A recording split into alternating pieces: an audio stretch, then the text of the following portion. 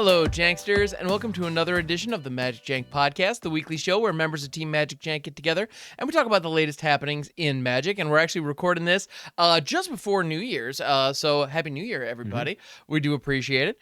And so my name's Graham. I go by HamHocks42 on the internet, and I'm joined by the one and only DamienF16. Damien, how's it going, man? Hey.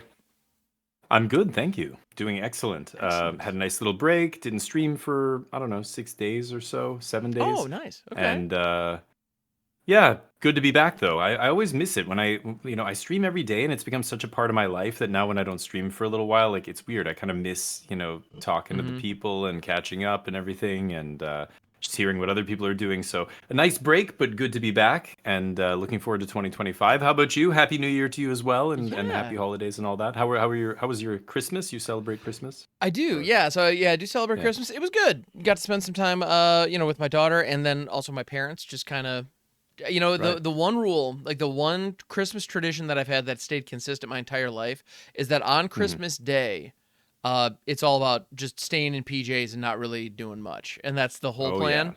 And kept that tradition alive. It was fantastic. So Awesome. so it was nice overall. Pretty darn excellent. Yeah, how about you, man? How was your Christmas? Sweet.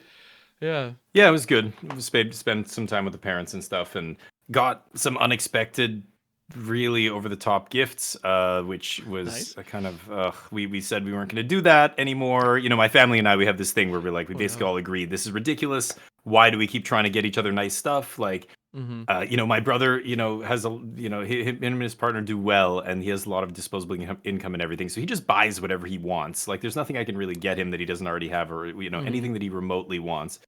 And I'm kind of the same, but anyway, so we all just said no. But anyway, so we surprised my parents. We got them a really nice gift, and then my wife surprised me with a really nice gift, and everybody was upset with everybody for getting them gifts that were too expensive, etc. So it was great. But it was way more than what I wanted. So I'm getting a new PC. For those of you who don't know, I'm a big gamer on the side. Aside from Magic, I love all games, not just video games, but it's been a while since I've gotten a new PC. I think mine's about 6 years old now, maybe 6 years old. So I really needed a new one, and I was saying, I wanted it and whatever. Anyway, the wife made that happen. She didn't buy me the whole thing, but some of the important stuff. So looking forward to jamming some new games that I have not, but the backlog, I want to play games, but I want to stream them at a very high visual fidelity. Like I want them to look good, and to do that and stream on the same PC is Magic. It's easy. Arena. Other games, there's a lot of them games that have come out recently that I really wanted to try. So looking forward to playing Alan Wake 2 I have sitting there, as well as the new Indiana Jones looks very sweet. And Cyberpunk I played a lot of, but I didn't get to play it at the full visual settings. So looking forard to that. But anyway, so that's what's coming in 2025. Lots of gaming. Dude, that's awesome. Yeah, actually, I got a little bit of cash over Christmas, and I'm turning that into a new video card, and I'm looking forward to that for the same reason. I want to really I guess it's time for me to run through Baldur's Gate 3 again, but this time on Ultra. Ultra graphics, pump it up. Absolutely. Yeah, it's gonna be fun. Good to hear. Yeah, can't wait. Anyway, but there is some very stuff cool. happening in the Magic world. Indeed. To bring it back to the game we all know and love. There's been, around holidays, it's usually a little bit dead, right? So we were kind of saying, what's going on in Magic right now? There's some competitive play happening. There's still, events on Magic Online and stuff. But, most of the time, the holidays, things kind of slow down. But I've got a Team Trios tournament coming up this Saturday. My first real life tournament in years. I haven't been to, the last time I played Magic and paper Magic in real life was with you guys in Vegas at World Championships. Right. And that was Commander, and that was Dan, and it was a bunch of, it was just it was goofy fun stuff. But as far as actual tournament play, very different vibe. But competitive tournament play, I haven't played in years, at least 4 years. I played in GP Thailand, GP Bangkok right before I moved back to Canada, maybe 4 months before. I think it was November or something, and then I moved back in May. So that was almost 5 years ago. So. Oh, wow. It's funny, getting back to the competitive scene. Back when I used to play competitively all the time, there was no team trios. That kind of a format, for those of you not familiar with this format, it is a sanctioned competitive tournament, but it's almost got a two-headed giant vibe, where you're on a team of 3 people. Each person is in a dedicated seat for their format. So one person is in the standard seat, one person is pioneer, and one person is modern for this tournament that I'll be playing. but you can play team trios tournaments with any sanctioned competitive formats. Just, you could play Modern, Pioneer, Legacy. You could play Standard, Modern, Legacy, or whatever you want.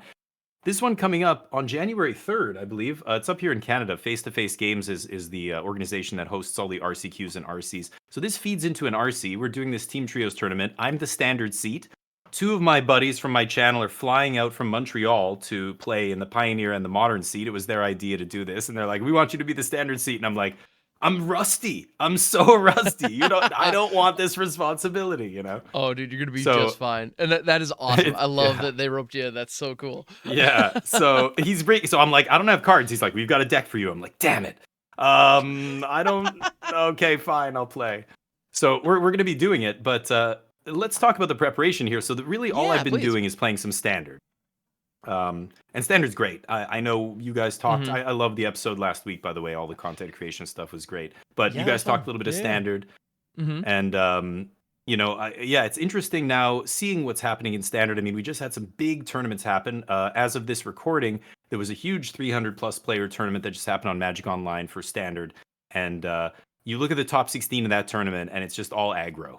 It's Gruul, it's Mono Red, it's Boros, it's Jeskai Convoke, it's Dimir Tempo, which isn't like the, super low to the ground aggro, but a very low curve proactive deck. Even Golgari. Golgari is very low to the ground proactive kind of deck. Their curve tops at 4, nobody's doing big late game stuff. The Zur Overlords deck have kind of vanished because they just, despite how many split ups or whatever you put in the main deck, you're just not good enough against aggro. Like, you're playing come into play tap lands into turn 2 up the beanstalk. Like, you're not affecting the board. You're just getting steamrolled in the early game by all these awesome 1 and 2 drops that are just everywhere in Standard, right? So, what deck, is good? I'll let, maybe this will be a trivia question. Yeah. What deck would you play in Standard right now if you wanted to just beat up, like, you expect the metagame to be a large proportion aggro decks, the decks I just mentioned, Gruul, Mono Red, all that stuff.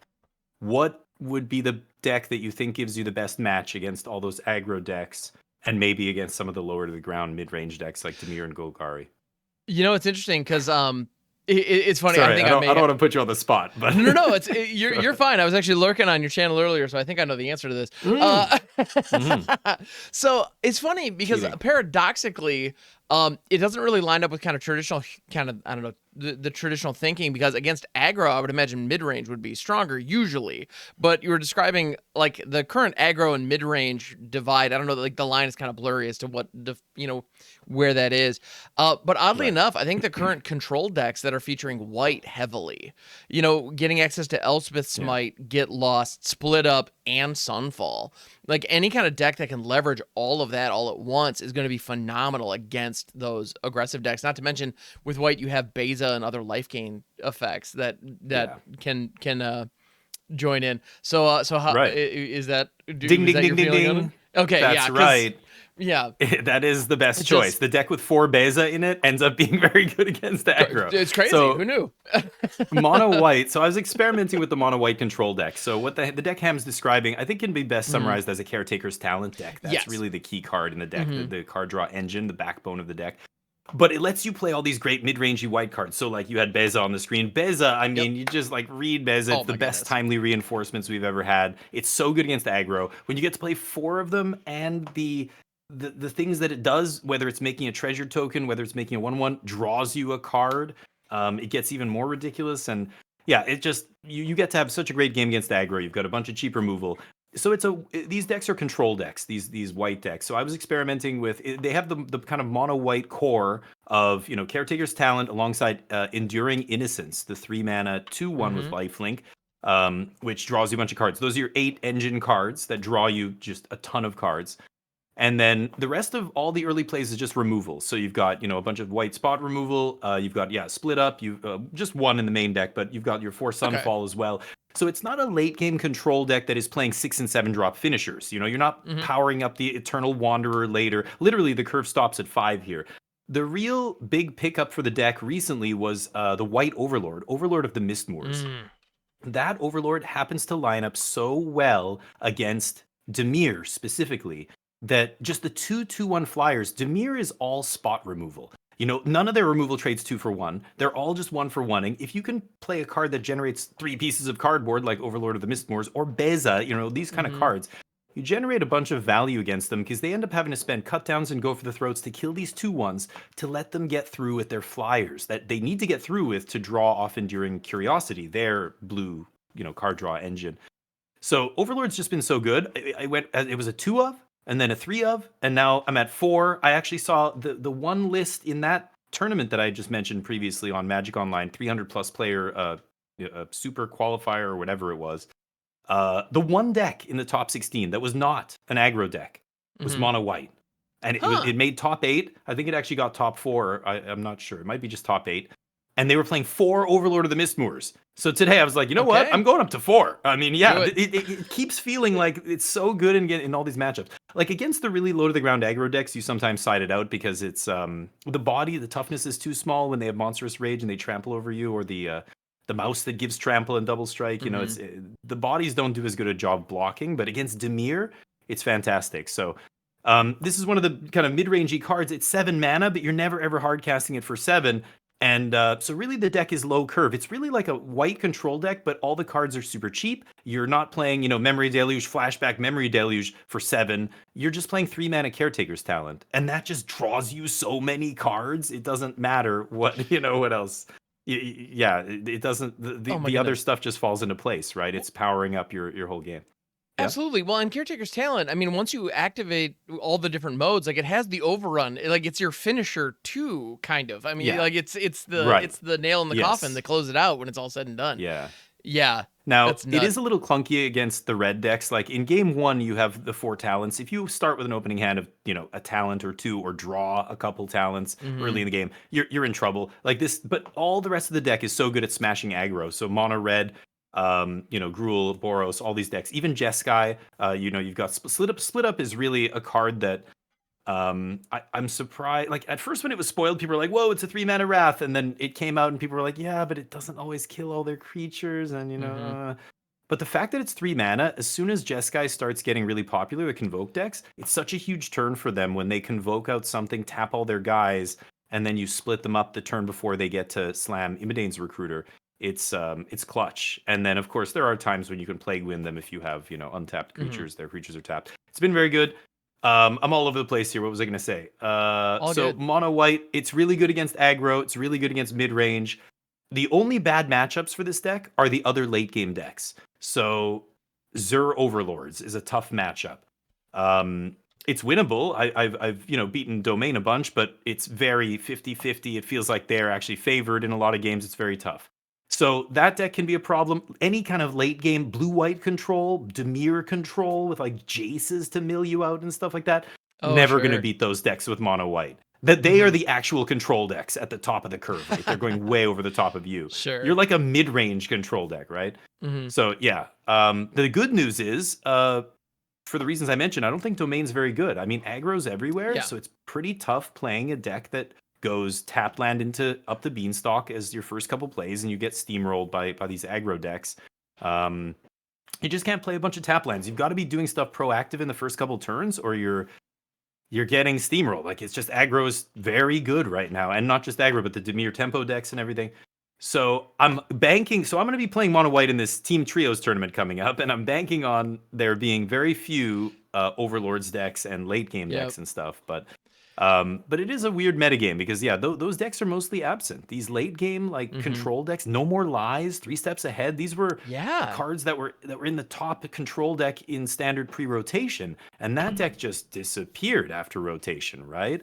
So you just can't play these kind of cards when the opponent's going, 1 drop into 2 drop into 3 drop, and so a lot of these decks are playing Cavern of Souls still and stuff. It's a nightmare world for counter spell control, right? So my goodness, I mean, right now, we have the Dimir decks, but other than that, blue. I mean, the blue is just there for Spyglass Siren and Enduring Curiosity, really. And Kaido itself, I suppose, but it doesn't. The creatures. Yeah. Well, I suppose there are plenty of creatures in blue, but it's not. I don't feel like.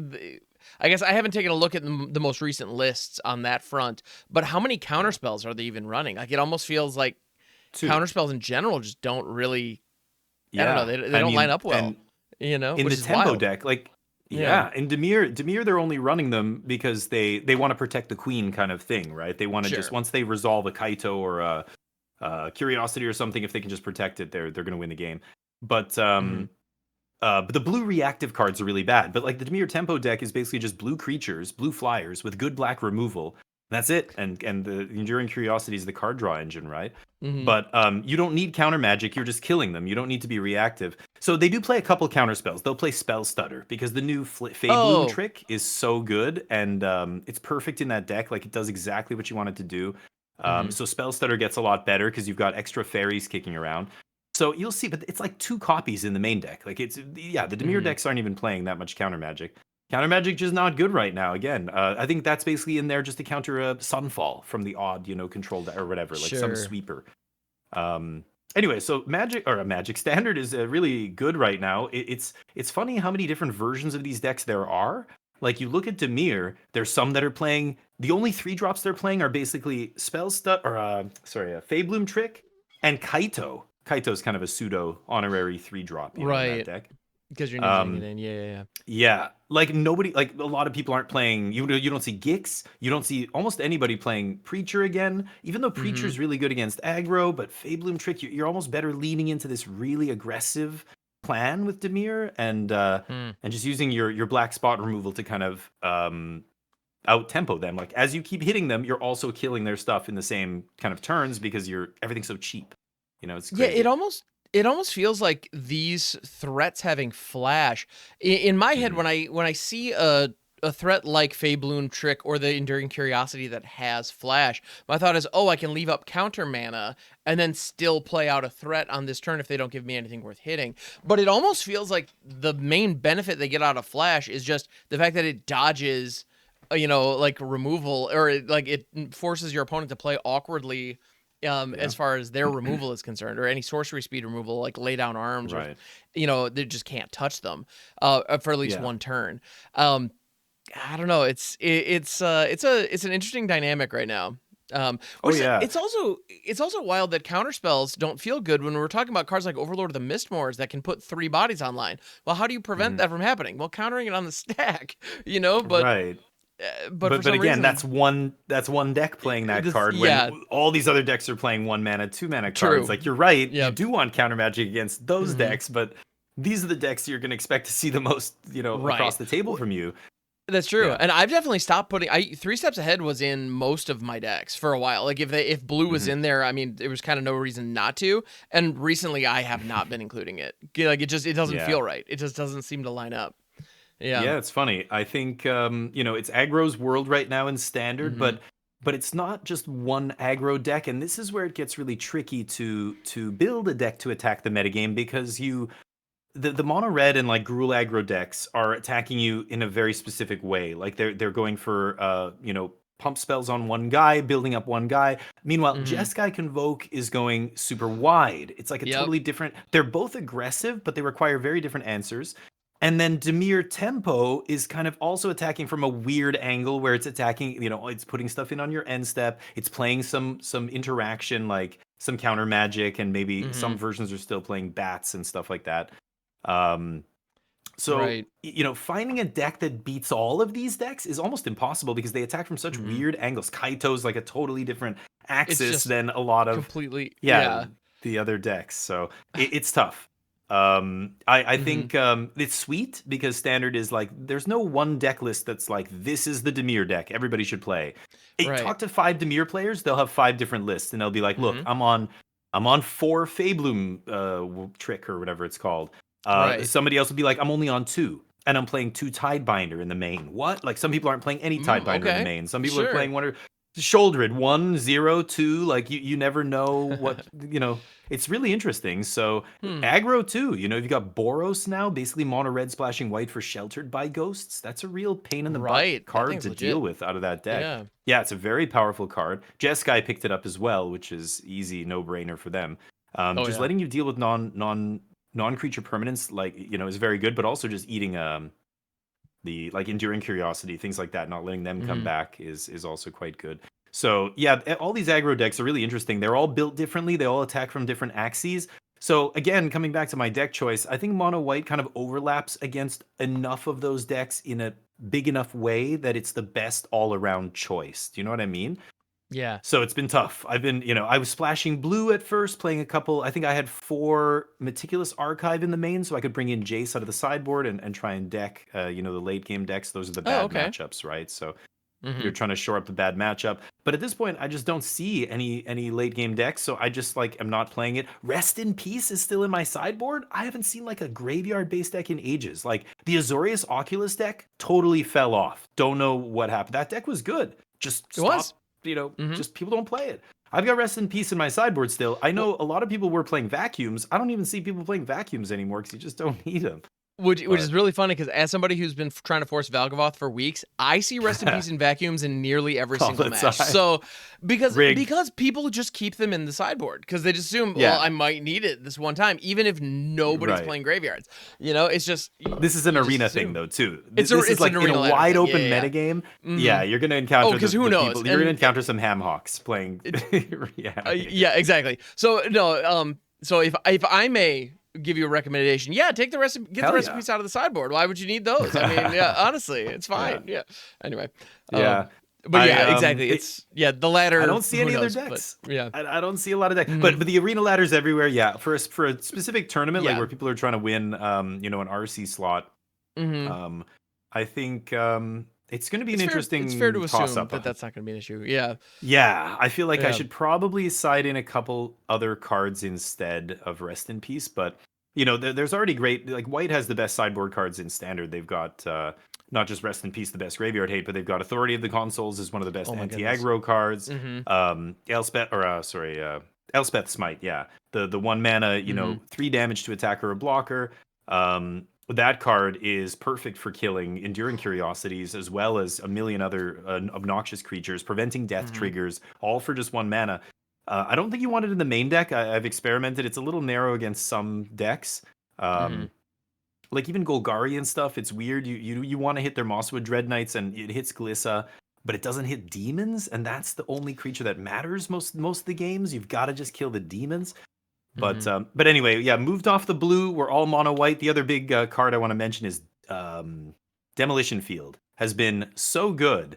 I think it's easy to forget how good the lands are in Standard, and I don't just mean the mana fixing. I mean like Fountain Port and the Restless lands like Cottage and the blue-black one, Soulstone Sanctuary. Those like Soulstone and Fountain Port are straight up like backbones of some of the best decks in Standard.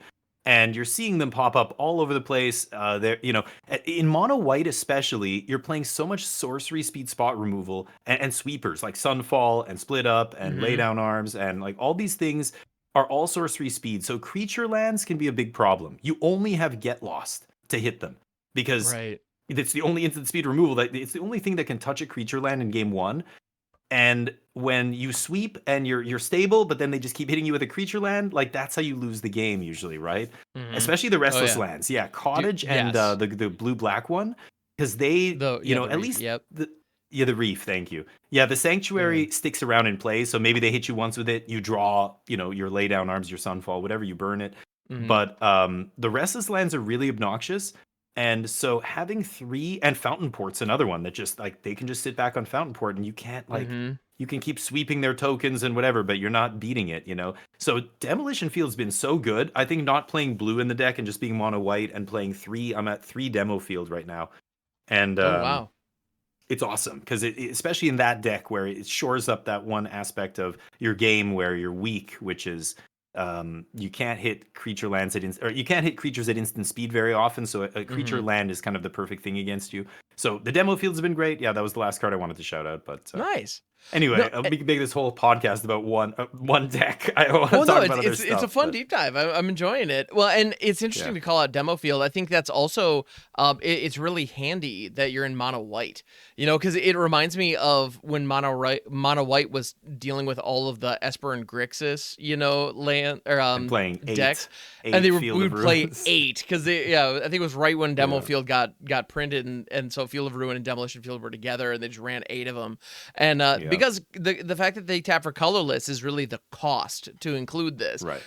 But Hey, if you only need white mana, whatever. That's not a big deal. And it's funny. Yeah. I like that you mentioned the old white decks because they were very similar on the surface when you look at them. They were playing a bunch of sweepers, bunch of spot removal, but they didn't have a way to close the door. It was very hard to just put the opponent away once you'd stabilized.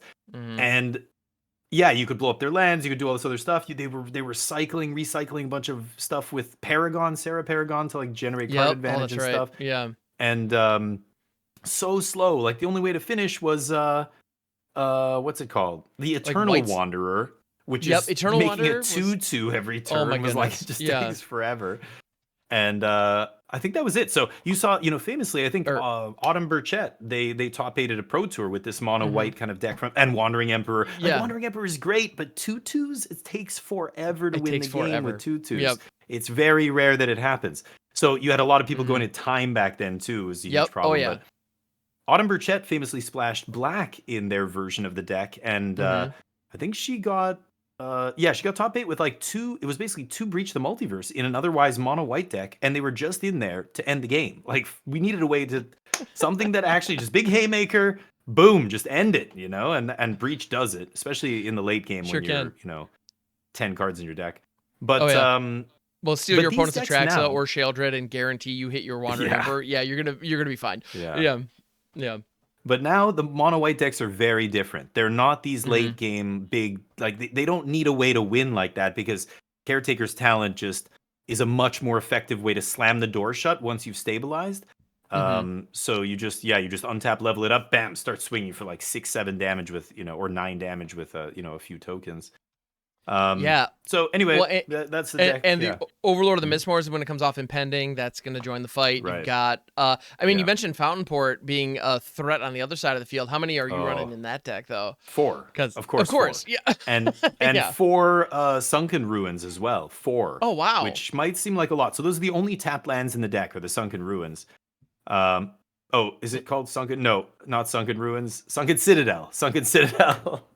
All good. Sunken Ruins from Fairies, Blue-Black Fairies back in the day. Yes, River of Tears. Okay.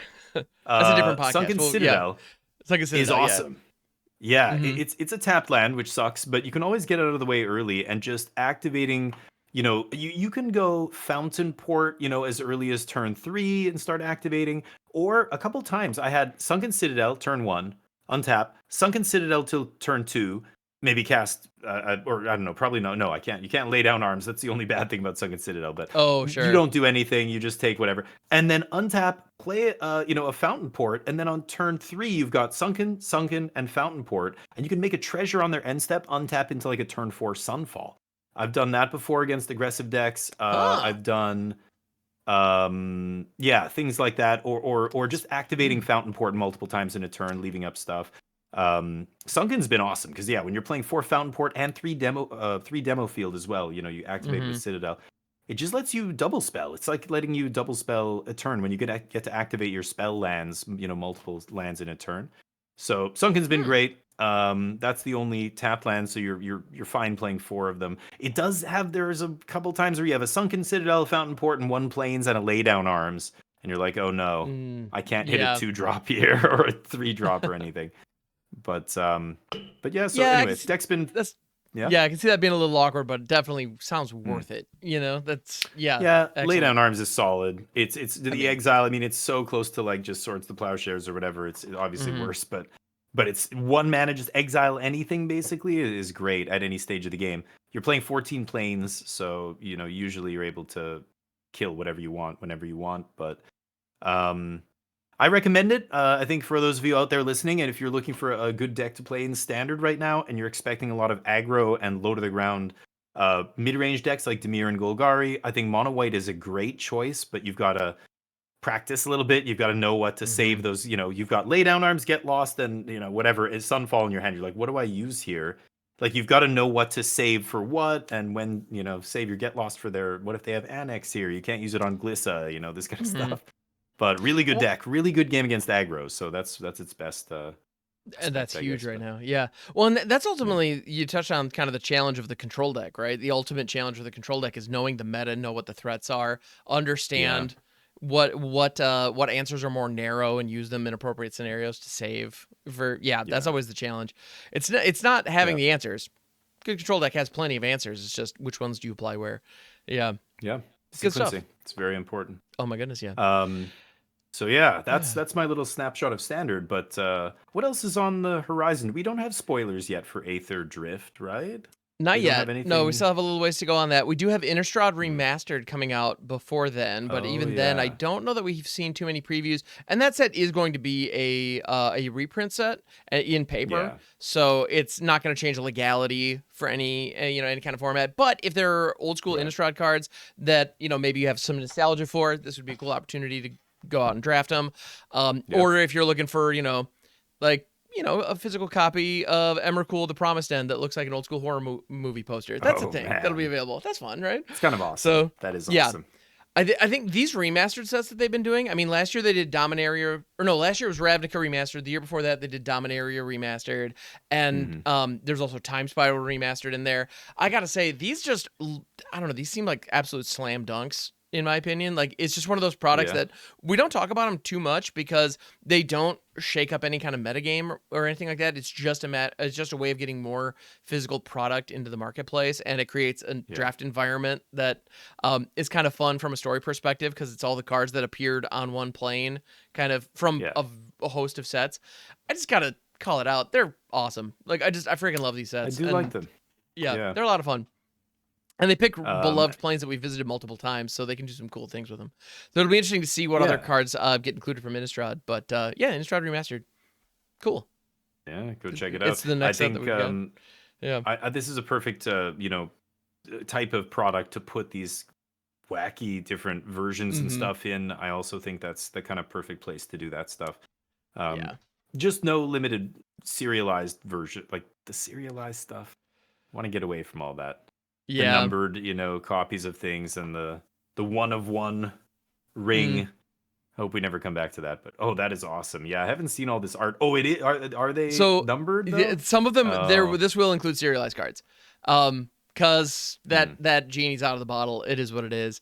And so like for the folks that do an audio, for the video feed, I pulled up an Edgar Markov that has, it almost the poster image that they went with definitely strikes me as like a promotional poster for like a close-up magician, maybe. That's kind of the vibe I'm getting from this.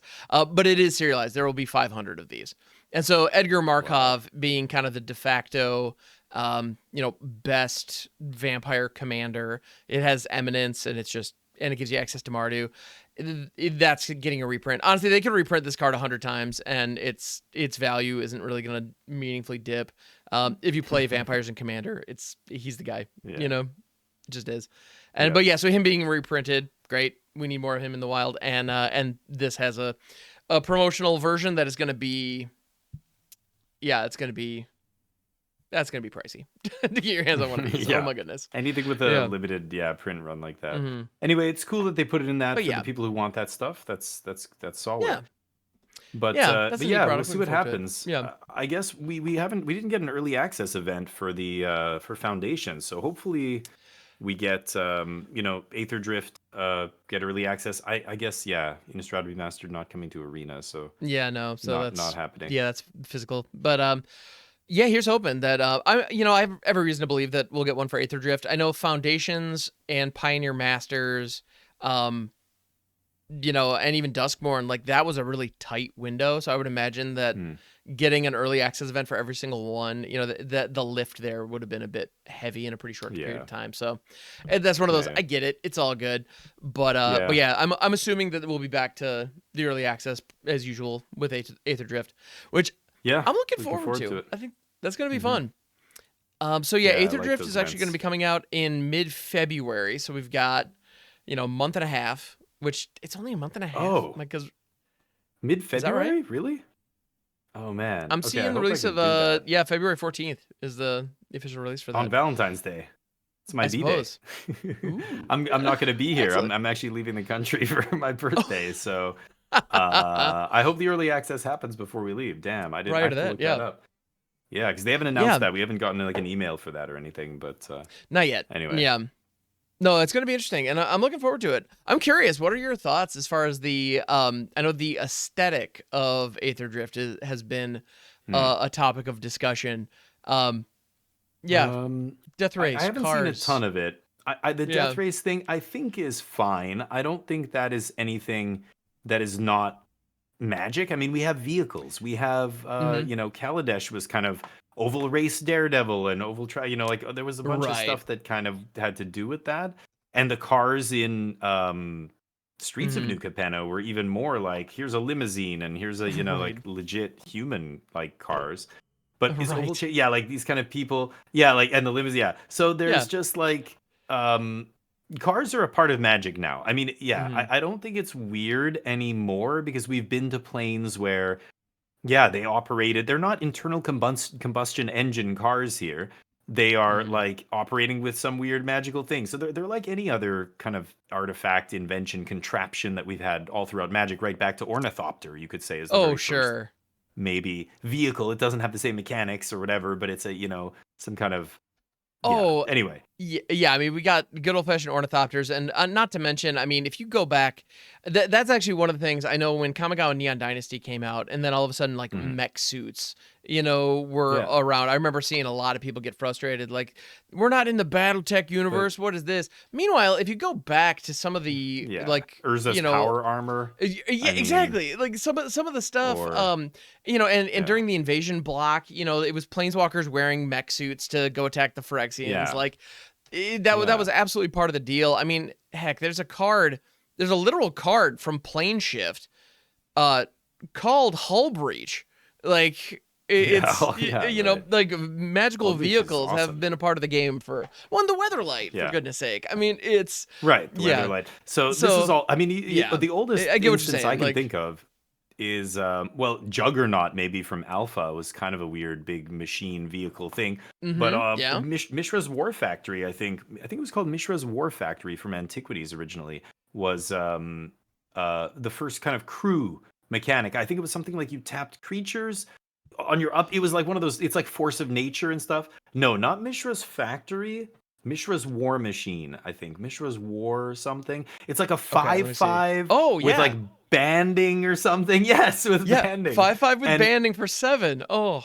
if you you have to discard a card. Okay, never mind. I thought it was like tap a creature, otherwise this thing gets tapped. So basically you have to Yep. drive it with a creature, but no, it's discard to your hand. Anyway, it's almost like a vehicle though. I mean, really, it's an Absolutely. artifact creature back then, but so we've had these since the dawn of magic is what I'm saying, Mm-hmm. right? So I Right. don't think the death race aspect is weird, but I don't know what this does in terms of the wider magic multiverse. I've heard people say that like the whole omen paths thing where like so Mm-hmm. like the thing that this death race takes place on, this interconnected web of pathways, is kind of making the multiverse a lot smaller, right? So like Yes. everybody's connected and everything. So what does that mean exactly for, yeah, people traveling between worlds? Before it was only planeswalkers who could do that. Now it's like, is it anybody? And like, so this kind of lore stuff, I don't really know. I don't go Mm-hmm. down deep, on these rabbit holes much, so I'm not sure. So maybe you tell me. What, like, I don't think it's bad. It doesn't seem weird to me, but the lore thing with the web of pathways is, what is that gonna do to the game? I don't know what it's gonna do, but I'm worried. So should I be worried? Should I not? What do you think? I don't think we need to be worried. No. It is a change. And it's one of those things where if change scares people in general, yeah, this counts. This is. Hmm. But when it comes to the lore, I'm not a super detailed Vorthos when it comes to that stuff. Like I Hmm. read the story articles when I get around to it. Like I'll be honest, I still Yeah. haven't even read the Duskborn stories. Like I know I should, but even then, Yeah. well, I feel like I should because I'm a participant in the game and I speak to this kind of stuff. But just from an Hmm. aesthetic perspective, like we've seen some promo art for Aether Drift that's like full on Mad Max kind of stuff, and Yeah. like it's fine, it's fun. I'm at a point with kind of the magic aesthetics where I've accepted that the recent design seems to be reverse engineer a trope into something that makes sense for magic. Yeah. Let's do cowboys. let's do murder mystery. Let's, they're doing genres. Well, and when it comes to the Omen paths, like we saw it in Murders of Karlov Manor, one of the issues that we have with that, one of the issues that a lot of people took with that was the number of legends who showed up just wearing cowboy hats who were not planeswalkers and have never been planeswalkers. Like, what is Marchesa doing on Thunder Junction? Like, I don't know. Yeah. Like it seems odd. But they just decided to do it. Well, because we have these Omen paths now, so why not? Like, all bets are off. Yeah. Anybody can end up anywhere. That's what I mean. And so it's made it a big soup of characters now. Everybody can end up anywhere, like you said. So is that a good thing or bad thing? Like, it's weird. It's kind of fine, I think, right? It opens up weird, spots for people to surprise you and show up. Yeah, right? and it'd be easy to get super precious about it, but I kind of like this idea of, we would have moments in the past where, if you just love a certain character, it's like, man, I really want to see like a Baral card again. Like, I want to see well, actually, did he die? He might. Anyway, like, I don't know, just pick your favorite legend that's like plane locked, that isn't a planeswalker. Yeah. It's like, oh, maybe I want to see a new Niv Mizzet. I really want to I love Niv. And, well, Wizards got you on that front. But let's say that, like, pre-Omen paths, you just wanted to see Niv Mizzet. If we weren't going back to Ravnica, in any given year, beyond a shadow of a doubt, there will be no Niv Mizzet. Because we're not going back to Ravnica. So they would have to, the chances of that card showing up, it would have to be in some kind of supplemental product or a core set or something. Right. It's not going to be in one of the main sets. Well, now that's not the case. Now anybody... I actually think it's a good thing. Can just show up. I think mechanically, I think it is, because we're seeing some of these characters that are showing up, and also the planeswalkers having their sparks removed is something that we see a lot. Like, characters like Kiora, for example, is a character that they're giving us a lot of different versions of. And all of a sudden she's a creature now and not a planeswalker. Mechanically, That's the sea. I love this. Mechanically, I think this is absolutely fantastic because the planeswalker type creates a certain gameplay loop, and around when War of the Spark and those sets were legal and standard, those planeswalker grind fests were unpleasant. Like, they were not fun to play, in my opinion. Yeah, no, you're right. Well, and so them removing the planeswalker sparks allows them to keep the characters around. And they keep printing new versions of these characters without injecting a crap ton of planeswalkers into the game. It's kind of it feels like a course correction, in my opinion, and I love it. Like, that's a move that I think is absolutely fantastic. The justification within the story that they kind of just didn't give, and were just like, I don't know, something happened off screen, it was cool, trust me, bro. And it was like, okay. Like, that was weird, but whatever. At the end of the day, it's resulting in these beloved characters coming in as characters, and now they can show up. And, the issue with that would be, well, these planeswalkers are now no longer planeswalking. So where are they? What's going on? Can we, what planes are they on? Where do they get stuck? Yeah. Well, with the Omen paths, they didn't get stuck. They can just keep moving around.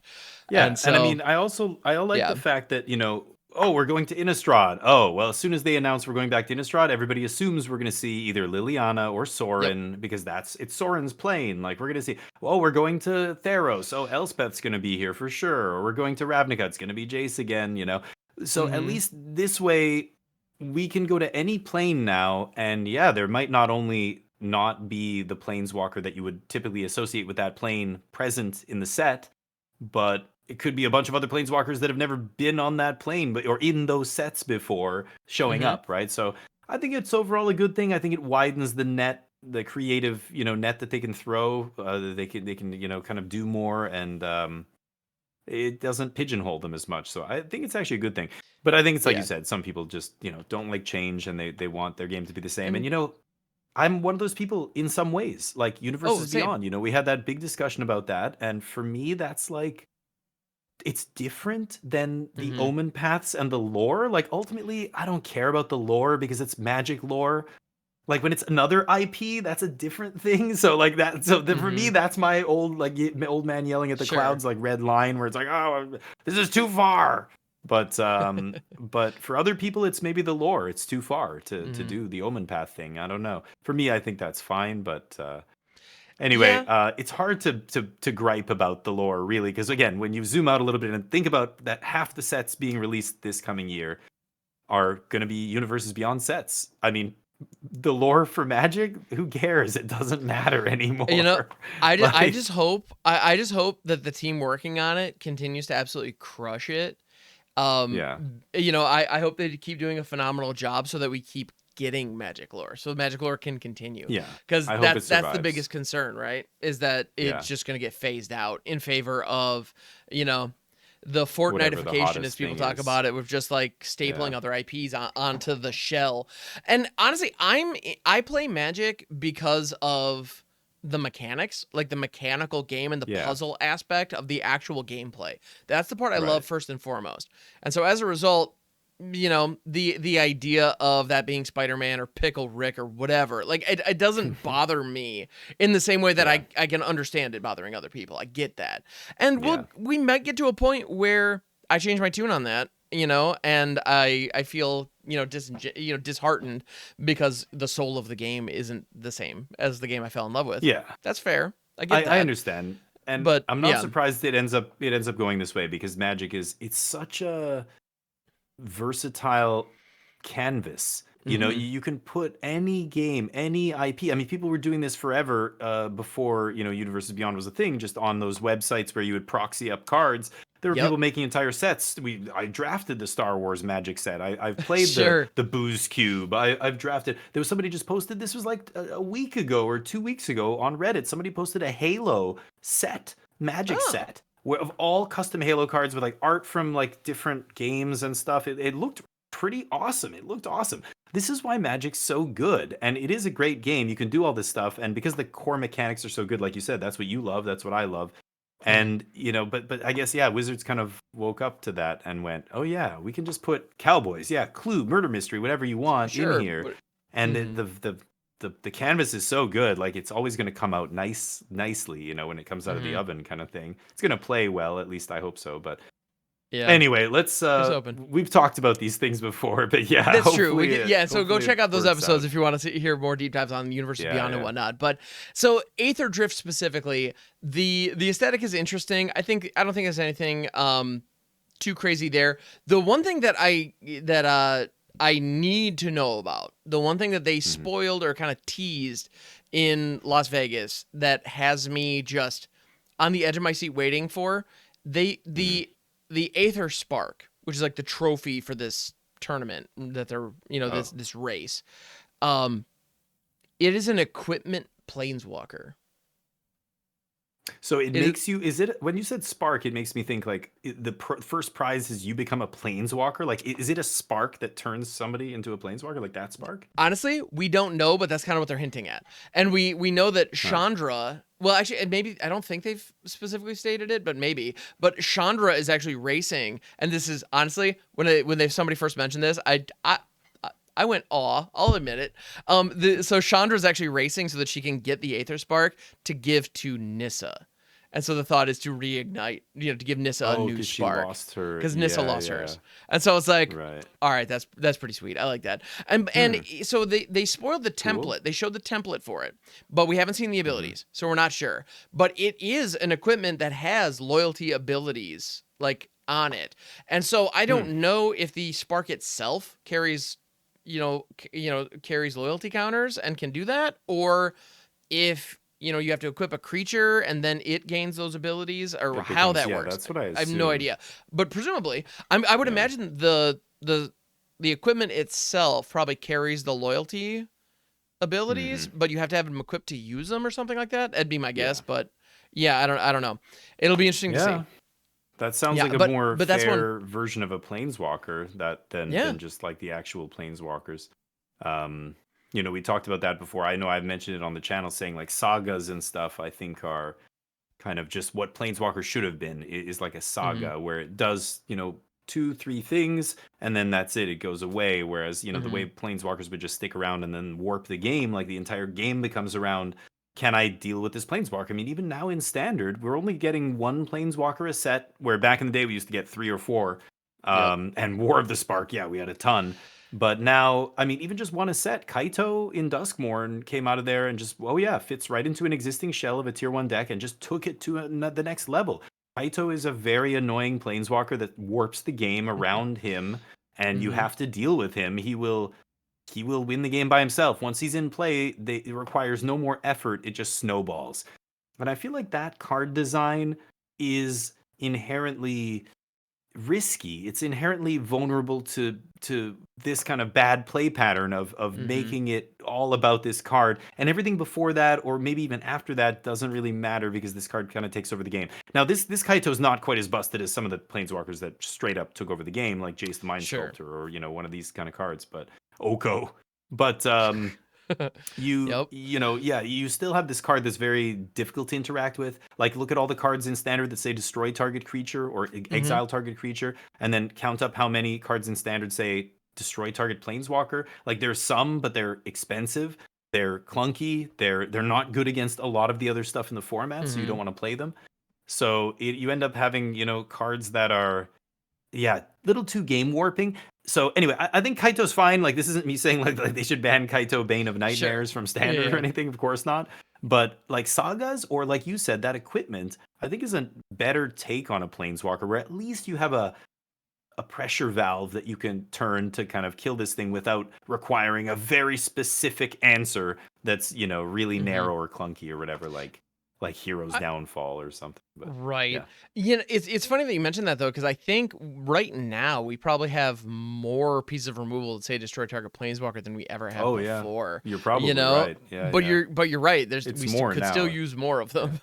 Yeah, well, and a lot of them are, like I said, they're not ideal removal spells when they're not killing a planeswalker. I think Get Lost is really the only one I can think of that's good enough to play just to kill creatures, normally. And I play a lot of Get Losts. I love Get Lost, but well, as a graveyard enthusiast, I use Bitter Triumph quite a bit. But if discarding isn't beneficial to you, this does have a pretty significant downside. So this has to be very specific removal spell. So this is what I mean. Like these kind of cards are very. I was dabbling with Ossification as well in mono white, and it's interesting as well. It does hit a planeswalker. And it ends up being good against Dimir because they can't really remove enchantments, right? Certain color combinations. So, it's funny. You look at Standard right now. We're bitching about planeswalkers, but really, there's very few that are seeing a lot of play compared to previous Standards, like that I played. Like there's almost no planeswalker. Even for the last couple years, I want to say, like Rafine was better than any planeswalker. Wandering Emperor was great. That card saw play. But after that, it was like it went from, this many copies of Wandering Emperor seeing play to what's the next most played? It's like a huge drop, right? One Nissa in like the domain decks maybe, or one, of this or that. Even now, we've got Kaito, and can you name another Planeswalker that's seeing a lot of play in Standard? Oh, a lot? No. But Vivian. Vivian just got printed. That's not a bad one. I've seen Vivian pop up in Golgari. That's a legit good Planeswalker who just showed up in Foundations. But even that, 5 mana planeswalker. You're never playing a 4 of Vivian. It's like 1 or 2. The other one that I'll see occasionally, but it's fallen out of favor dramatically. It used to be much more common. Was Liliana the Veil. That's one that you'll see. She's still here, but you don't see her very often. Yeah, not very good though. Yeah, she wasn't good for a while. I think it's a very specific metagame that wants her, or you have to be discarding a bunch of stuff for value or something. I don't know. But I run her all the time. But we've established I'm off meta, so don't. Which is great. That's where I want to be. But But and I mean, hey, when I hope people who are listening. I mean, I'm not saying these are bad planeswalkers in a vacuum. They're all very powerful cards. But but in the metagame, like looking through the competitive lens of the metagame and what are the tier 1 decks, what decks are winning the tournaments that are happening right now. It's nobody's playing Liliana, right? Yeah, it's tough to play these kind of planeswalkers. So anyway, crazy times. Standard, is in a fun spot. I think Standard's great. I haven't dabbled in any other formats. I know we finally got Pioneer. I played a couple matches of Pioneer, and I was like, not a fan of this Lotus Field deck anymore. We talked about this, and I'm just like, I'm off it. Yeah. Also, Pioneer doesn't have a competitive scene right now. It's crazy. There's no RCQs on the horizon. There's nothing, Somebody just yesterday was posting on my Discord saying, what format should I get into? I'm new to Arena. What do you recommend? And I'm like, well, first, great. Thank you for asking, because you don't want to start burning wild cards on like Alchemy or something. No offense to people who love that format. But hey, if you're a new player, I mean, you gotta play standard, and Pioneer is great, but like one of the big reasons to play standard is first, the cost of entry is lower. Second, there's going to be more standard competitive tournaments in the next year than every other format combined. They have multiple RCQ seasons for standard. I think there's only one RCQ season for modern. There's none for Pioneer. Legacy is a thing that there are not many tournaments ever for. So it's really just, if you want to play competitive Magic, get into standard right now. It's going to be, Wizards has very clearly signaled standard is important. Standard is something we care a lot about. Oh, we're putting money into this. We're putting, the multiple RCQ seasons, blah, blah, blah. So, get into the format that they are supporting the most, and that's standard right now, and it's good. 100%. Well, and even as somebody who's on the more casual end, I can definitely back all of this 100%. Because I don't know, there's pretty much no measurable way in which standard isn't kind of killing the game right now. Because even just, if you're looking for queue times, variety of matches, I mean, all that stuff, just standard is just going to play better. And I actually had an interesting experience just the other week where, and actually, if you're listening to this the day it comes out, actually the video showcasing this deck I'm about to talk about is going to be going live on Generic Commander, which is a YouTube show that I'm on where we play Commander. Nice. It's a couple of dudes getting together playing Commander over Spell Table. We have fun. And for our New Year's resolution episode, we each wanted to pick something that was meaningful to us. And one thing that I wanted to showcase was how much I love standard. And so I built an entire deck that was featuring cards. I flubbed a little bit with the mana base, but I want to fix that. But all the non-land cards in it were standard legal at some point in the Arena era. So every single card in it could be played in standard at some point on Arena. And the commander was Snapdax, Apex of the Hunt. And so as a result, I was in Mardu, so it has Unholy Annex, it has Caretaker's Talent, it has Fable of the Mirror Breaker, it has, it has Blasphemous Edict. I don't think I had Sunfall in there, but it's got a ton of token generators. Sure. I got Retedric of Urborg, which is one of my favorite pieces of jank nonsense, and Jolly Balloon Man. It's like, is this ridiculous, goofy, what are the fun Mardu things that we've seen in Standard over the last, 5 years or so? And it turns out there's a lot of really great stuff. And I was playing against, a couple of the other guys brought some pretty goofy brews as well, to be sure. It was a casual Commander game. But even in Mardu, the card draw engine that I got was Welcoming Vampire, which isn't even one of the good ones that even one of the best ones that I would have expected in there. But just getting that online and just, I don't know, I felt like I was able to hang with these decks that were pulling from the full legacy card pool of Commander just fine, just using standard from the last 5 years. I mean, look at Pioneer. Look at the last RC we had before the Pioneer competitive season shut down. That RC, the top 8, was all cards printed in the last 3 years. And that's Pioneer, which goes back 50-something sets. Look at Modern. Look at even Legacy. Some of the best decks in those formats are using cards that came out in the last few years. Now, Modern, you get Modern Horizons. Look at the last Modern Horizons set. I mean, it just rotated. All the decks are using just stuff from the last year now. Right. With, a few older cards, of course, are still seeing play. But the last few Modern Horizon sets were so powerful that, most of the cards that are seeing play at the highest levels are printed relatively recently.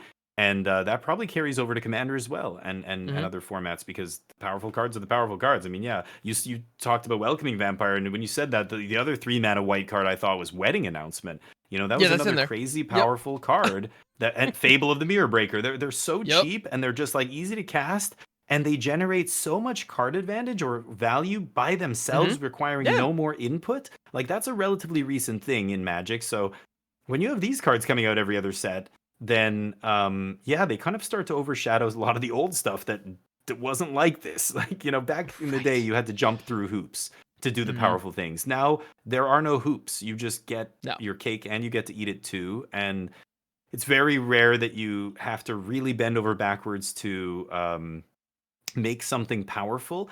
Caretaker's Talent is, look at Up the Beanstalk, how trivially easy it is to trigger that card. Or on and on and on. We can talk all day about how powerful cards are right now. So it's a funny phenomenon seeing, you go these formats where 10,000 cards are legal, 15,000, all the cards that were ever printed. We have a banned list, but everything else is legal. And what do people play? It's stuff from the last few years, because it's so ridiculous. Psychic Frog in Legacy, and Oh my the goodness. Elemental Yeah. Cycle, and Ragavan and Urza Saga, and on. All the Modern But Horizons cards. yeah, but if you're Mhm. worried about not investing in standard because, you're worried that the cards aren't going to be valuable, that is not a concern. They will be. Yeah. These cards are powerful. Oh They yeah. Don't worry are about that. they're good. They will play well. Well, Yeah, you don't you have know, anything to worry about. back in the day, Yeah. people would tell me, I hate it when my cards rotate. That is the Sure. worst part about standard. It's a 2-year rotation. My cards rotate. They go from being worth this $50 each to $5, overnight. Mhm. And that sucks. And I'm like, yeah, it does suck. Well, the good news is now standard, they've remedied a lot of that. They've made a 3-year rotation. You've got sets like Foundations. For the first time ever, Mhm. we've got a set that's going to be legal the entire time. So you can put money into you can invest in a standard deck and feel like you are getting your like max value for your investment. You're going to get your money's Right. worth. If you play competitively, you should definitely be paying that. The standard deck should be paying for itself in a very short amount of time, I think. Mhm. And it's so it's a funny thing. The real life Magic scene is so closely tied to finances because real life cards are expensive, and we talked about the $50 mythic rare in the red decks making what should be the cheapest deck in the format over $200. That kind of stuff can happen every once in a while, but things will Mhm. rotate, and that card will come down. I think it's like $30 now. It's already come down a bit, but Yeah. um, so there's that aspect. You still have a couple outliers that are a little bit expensive, but I think it's great to have foundations and sets like that. I think overall the cost of standard is going to be lower over the next few years than it was at any point. Like back in the day, it was way more expensive. That was $800 decks, $900 decks in standard, and Jace was $100 each. And then when that got banned, oh boy, people were not happy about that. Sure. That's understandable. Yeah. Banning $100 cards in standard is, yeah, I hope we never go back to those days. I mean, Oko was another one that was 50, whatever, 60 when it got banned. Was it more? I don't remember, but It was something um, like that. Well, and yeah. Oko's, if you go back and look at like Oko's price history around the time that it was just collecting bans in all the formats, that was wild Mm. because the price would dip right before the ban announcement. Like when they announced that an announcement was coming or whatever, it would dip for like a couple of days. Then the ban would hit, it would get hit, and the price would jump again. Yeah. Because you would see it got banned in standard, and then modern players were like, "Ooh, now's the time to go pick it up." Great, and then they would they'd scoop it up. Then it Yeah. got banned in modern, and then legacy players were like, "Ooh, now's a good time to go scoop it up." It was No. wild. Yeah, I don't think I've ever seen anything Yeah. like that at the Crazy time. We've times. seen it since, but anyway, Yeah. yeah, interesting stuff. Anyway, so But you've got anyway, some but stuff. standard rules, Yeah. play standard. Yeah, That's play yeah, standard is the TLDR here. yeah, It's a great yes. format. Get into it. It's on Arena as well, so you don't even have to spend that money in real life. Hmm. Well, Um, And yeah. if you want to just get into Arena and you're just looking to kind of notch some wins, there are a lot of great budget brews out there. And I know I actually Mhm. I can speak on this a little bit. I put together a budget list not too long ago where it only has 4 rares in the whole thing, and it's Raise the Past. And so it's one of those goofy Raise the Past lists that Mm. uses well, here, let me I remember Raise the Past. Yeah, what does it do? it's one of those it's a new one from Foundations. It's Oh yeah, 4 yeah, yeah. The four. It's the 4-drop Yeah, sorcery yeah, that pulls all creatures with mana value 2 or less from your graveyard to the battlefield. And so you yeah. have enough kind of Soul Warden effects alongside the Starscape Cleric that drains your opponent. You get enough stuff into your Mm. graveyard, you pay 4 mana, and you just like drain them for 80 or whatever. It's kind of silly. Mm. And I put that deck together, played a couple of games with it. It's just, if you're looking for a best of one ladder climb, and it's nothing too fancy, but I had a buddy of mine who reinstalled Arena after being gone for like 2-3 years, so his collection just isn't up to date. And Right. he was just expressing, kind of, like maybe being a little nervous about jumping back into it or whatever. And I just sent him that list. I mean, like, this is gonna be really like easy on your wild cards if you just need something to notch a couple wins. And I got And a it's text the fun. next day. I was like, dude, this is stupid. It's like, I know, right? And it's like, it's just. And I can link to that in the description if anyone wants to see that list. But it's just, there are plenty of budget brews out there that do not strain wild cards that you can still get wins and get invested Oh in yeah. Arena, get your dailies done, get stock up to Yeah. get these cool competitive decks that we're talking about. There are tons of ways to do that without even spending a dime on Arena if you want. I mean, obviously the quickest way to do it is just open up the wallet and Yeah. do what you got to do, but you don't have to, Right. and so. Anyway, there's a Well, lot of and this is just one example, but there are, red burn decks and everything. Well, and we talk about, cards like Screaming Nemesis being $30 in paper. It's also just one mythic wild card, Yeah, so, right, on Arena.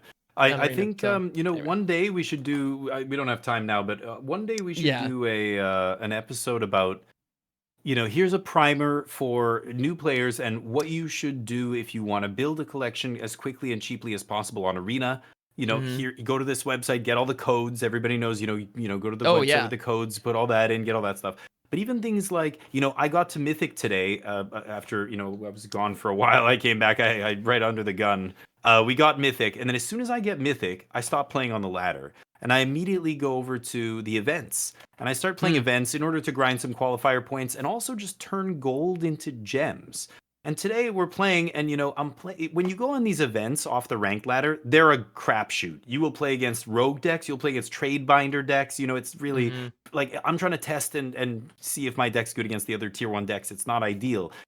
But somebody in the chat said, why are we playing against these ridiculous like trade binder decks? What are people doing? They're buying their entry into these events. And I said, yeah, because even if you have no rare wildcards and you're just operating with that tiny little collection that you have right off the bat, you can pay, the gold is easy to get through dailies. And once you have some gold, let's say, like, if you don't like drafting, because really playing limited is the best way to build a collection. But a lot of people don't want to play a lot of limited. They want to play constructed. And you tell them draft more. That's how you do it. That's not good advice for them.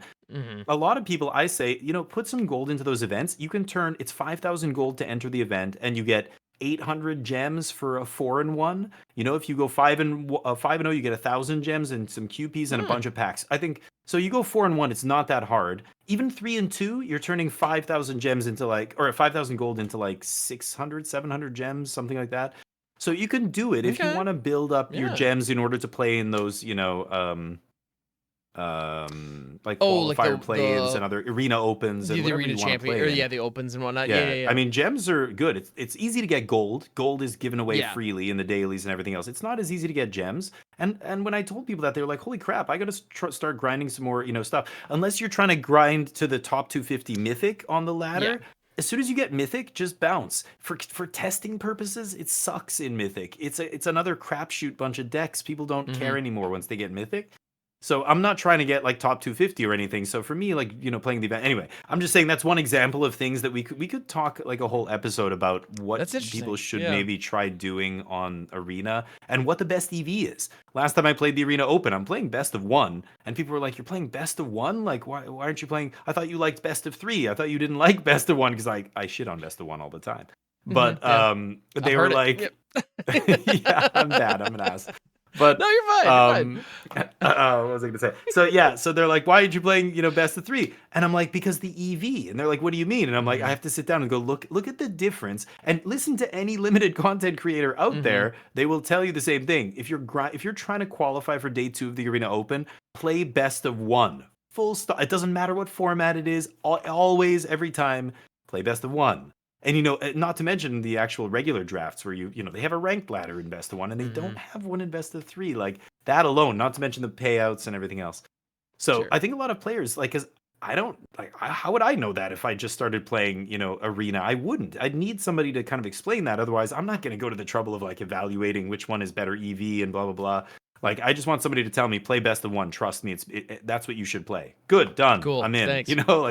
Now this is for limited. Now constructed, I think it's a very different story. You have a ranked ladder in best of 3. You also should be getting practice playing real Magic, which involves sideboarding and anticipating what your opponent's going to do to sideboard against you. You can't just play a ships passing in the night kind of best of 1 deck where the hand smoother's fixing your mana and you can keep you can shave a land and all these other things that people don't understand about best of 1 constructed and how it's kind of rigged.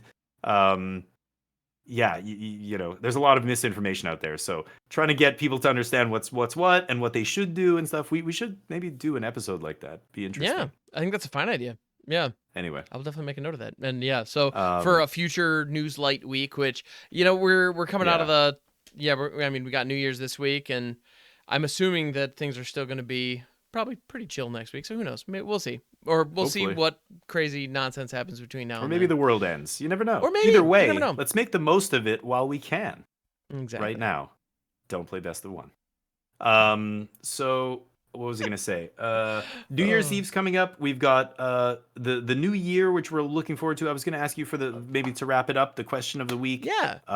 Multiple questions. I could say, what is the thing you're most looking forward to in 2025? Maybe one answer for Magic, one answer for outside of Magic. Okay.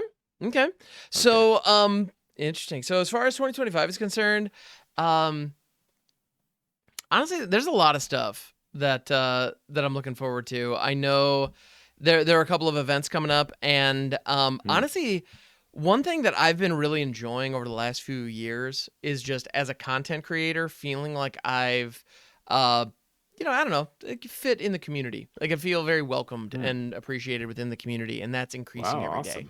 And so I'm looking forward to meeting new people and getting new connections, and hopefully doing more collaborations, more guest spots.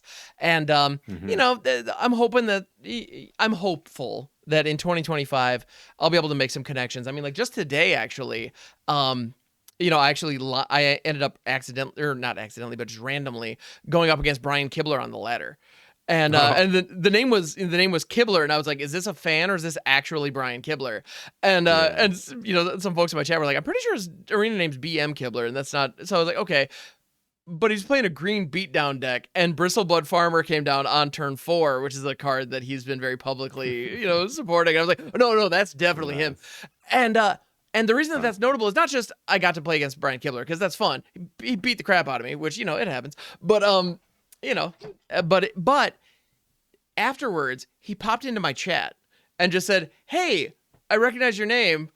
Good game. How's it going?" And I was like, "What? Oh wow, like, cool. You're here? Really?" And so that was kind Brian of a fun. knows who I am. I know. It's like, oh my goodness, kind of, yeah, right? Like, it's just like, wait, you recognize my name? So anyway, so that was kind of that was one of those moments of just like, oh my goodness, like a little brush. I was a little starstruck, and That's so awesome. it was. I'm hopeful to experience more of that and I'm looking forward to putting myself in positions where things like that can happen more often. At conventions or just in general. And I don't know. So I'm kind of feeling ready, maybe, if that's the word. And so I'm excited to see what happens. Optimistic. And that as far as that the career is concerned and whatnot. So that's a big one. Outside of Magic? Well, that's kind of in and out almost. I meant inside the game, like, what set are you looking forward to the most or whatever? I don't know. And then outside, but that's almost both. So that's you answered. As far as like within Magic goes, I mean, the Final Fantasy set, I know it's Universes Beyond, whether you like that or not conceptually, it's all fair. Those feelings are all valid. I am so excited for that set. I can't see straight. Like I cannot wait to get my hands on that. So Awesome. That said, I also think Echoes of Eternity and the Return to Tarkir, Dragonstorm, I have a feeling those sets are going to be really cool too. So I'm looking forward to seeing the previews for those. All the preview seasons. Cool. The nonstop preview season through 2025. I'm going to be front and center talking about all of it. Never gonna end. Okay. Yeah. Well, I'm gonna be there too. Talking about all of it on our podcast. All of probably. Yeah, we'll be here. Like and subscribe. So what are your thoughts? What am I looking forward to? Yeah, man. I asked you without really thinking about it. Okay, well, you know what? I mean, honestly, within Magic, what I am really looking forward to is playing more competitive Magic, and that's starting January 3rd. Like, I'm literally the very third day of the year, I'll be playing a paper competitive tournament. I think that's a good way to kick off a year where last year, toward the end of the year, I was like, I got to play in more tournaments. Like, when I play in tournaments, I get, more than twice as many viewers. Like, people love seeing tournaments, and I've kind of branded myself and my channel and my content as, like, competitive-oriented content. Like, I don't play a lot of rogue decks. I don't do like a lot of the stuff you guys do, viewer battles and all that stuff. I like playing the decks that are proven and that are doing well in tournaments, and I want to listen to what people are doing to iterate on those and when a new deck comes along. So when I don't play a lot of tournaments, people are just like, wait, you talk all this competitive game, but you don't play anymore? And I'm like, well, no, I don't have a paper collection anymore. I sold all my cards when I moved here. I would have to invest a ton of money. But there's Arena, there's MTG Melee, there's all this stuff. And, I could be playing these tournaments. The issue was they always happen on the weekend, and Sunday's like my day off. So I was like, you know what? I've got to make a commitment. I either have to take another day off, or I have to not stream on Saturday is really it. Because I need a day to spend like with the people in my house. Like my wife has Sundays off. Like that's when we, spend time together and do stuff. Sure. And I mean, that's It's important. You can't deny that. But yeah. so I've got Yeah. to figure it out, but I'm gonna make an effort to play. I want to try and play at least a tournament every 2 weeks at the most. So I'll try and Oh, do wow. one every week. But I want to try and literally play any little $5 dinky tournament on MTG Melee, whatever I can, just to play a tournament at least once every week or 2 weeks at the most. So I'm gonna really make an effort to try and just play all the tournaments I can, and it's gonna Nice. be mostly standard, and we'll see how it goes, and yeah, we'll see. Some of them. The other thing is the god awful times they start at. Sometimes, like it's like Sunday morning Pacific time where I'm my time zone at like 7 in the morning. So to stream, I've got to get Right. up like 6 o'clock, and then I'm rushing to eat something and walk Neo Whew. and do everything before I start. And Mm-hmm. so, but I'm gonna try and do it. So that's gonna be my in Magic goal for 2025. More competitive tournaments. Gonna try and play at least a couple a month, every couple of weeks at least. And outside of Magic, what am I looking forward to the most?